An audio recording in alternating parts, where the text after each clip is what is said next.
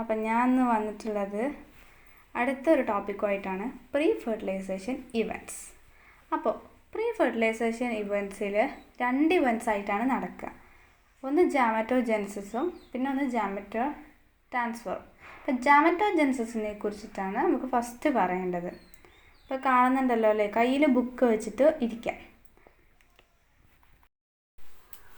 ചില ആൽഗയിലൊക്കെ 2 ജാമറ്റ്സ് ഒരുപോലെ ആയിരിക്കും ഉണ്ടാവുക. അപ്പോൾ അവരെ നമുക്ക് മെയിലാണോ ഫീമെയിലാണോ എന്ന് റെക്കഗ്നൈസ് ചെയ്യാൻ പറ്റത്തില്ല. അപ്പോൾ അവരെ നമ്മൾ പറയുന്ന പേരാണ് ഹോമോഗാമറ്റ്സ് അല്ലെങ്കിൽ ഐസോഗാമറ്റ്സ്. ഇനി majority of sexually reproducing organism the gamete produce are 2 morphologically distinct type. അതായത് ഡിഫറെൻറ്റ് ടൈപ്സ് ആയിട്ട് മെയിൽ ജാമറ്റ് ഫീമെയിൽ ജാമറ്റും ഉണ്ടെന്നുണ്ടെങ്കിൽ നമ്മളതിനെ ഹെട്രോഗാമറ്റ്സ് എന്ന് പറയും. അതായത് ആന്ത്രോസോയിഡും സ്പേമും ആണ് ഉദ്ദേശിക്കുന്നത്. Female gamete is egg or ovum. അപ്പോൾ ഇത് രണ്ടും ഡിഫറെൻറ്റ് ടൈപ്സ് ആയിട്ടുണ്ടെങ്കിൽ അതിന് ഹെട്രോഗാമറ്റ് എന്ന് പറയും. ഇനി സെക്ഷുവാലിറ്റി ഇൻ ഓർഗാനിസത്തിൽ സെക്ഷുവാലിറ്റിയെ പറ്റി പറയുകയാണെങ്കിൽ സെക്ഷൽ റീപ്രൊഡക്ഷൻ ഇൻവോൾവ്സ് ചെയ്യുന്നത് ഫ്യൂഷൻ ഓഫ് 2 ജാമറ്റും ഫ്യൂസ് ചെയ്യുമ്പോഴാണ്, 2 ഡിഫറെൻറ്റ് ഇൻഡിവിജ്വലിൻ്റെ 2 ജാമറ്റും കൂടെ ഫ്യൂസ് ചെയ്യുമ്പോഴാണ് സെക്ഷൽ റീപ്രൊഡക്ഷൻ നടക്കുന്നത്.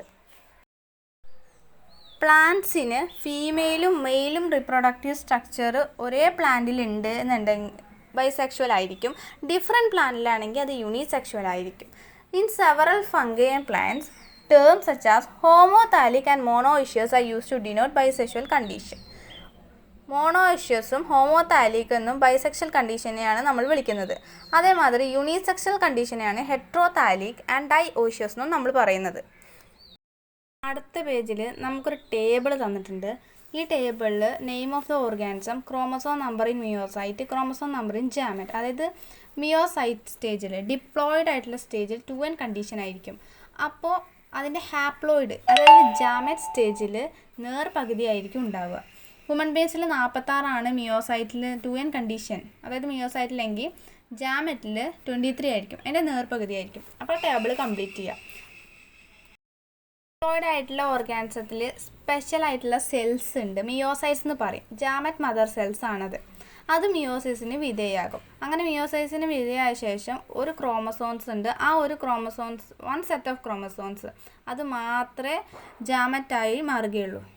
ഇനി ജാമറ്റ് ട്രാൻസ്ഫർ, അതായത് മെയിൽ ജാമറ്റ് എങ്ങനെയാണ് ഫീമെയിൽ ജാമറ്റിലോട്ട് എത്തുക, അതാണ് ജാമറ്റ് ട്രാൻസ്ഫർ കൊണ്ട് ഉദ്ദേശിക്കുന്നത്.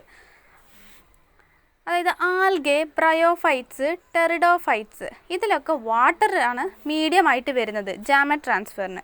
ഇനി മെയിനായിട്ട് നമ്മൾ ഇതിൽ വരുന്നത് സീഡ് പ്ലാന്റ്സിൻ്റെ ജാമറ്റ് ട്രാൻസ്ഫറിനെ കുറിച്ചിട്ടാണ്. സീഡ് പ്ലാന്റ്സിൽ ജാമറ്റ് ട്രാൻസ്ഫർ നടക്കുന്നത് പൊള്ളിനേഷൻ വഴിയാണ്.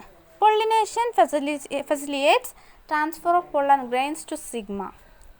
Pollen grains germinate on the stigma and the pollen tube carry the male gamete reach the ovule and discharge male gamete near the egg. ഇനി ഡയോഷ്യസ് ആയിട്ടുള്ള പ്ലാന്റ്സിൽ, അതായത് യൂണിസെക്ഷൽ ആയിട്ടുള്ള പ്ലാന്റ്സിൽ 2 ഇൻഡിവിജ്വൽ ആയിട്ടായിരിക്കും ഉണ്ടായിട്ടുണ്ടാവുക ഈ മെയിൽ ആൻഡ് ഫീമെയിൽ പാർട്സ്. അപ്പോൾ അതിലൊരു special mechanism evolve ചെയ്യണം, എന്നാൽ മാത്രമേ പൊള്ളിനേഷൻ നടക്കുകയുള്ളൂ. അപ്പോൾ പ്രീ ഫെർട്ടിലൈസേഷൻ ഇവൻറ്റ്സ് ഇത്രയേ ഉള്ളൂ, കഴിഞ്ഞു. അപ്പോൾ വീഡിയോ ഇഷ്ടമായെങ്കിൽ ഷെയർ ചെയ്യുക, സബ്സ്ക്രൈബ് ചെയ്യുക, ലൈക്ക് ചെയ്യുക. Thank you.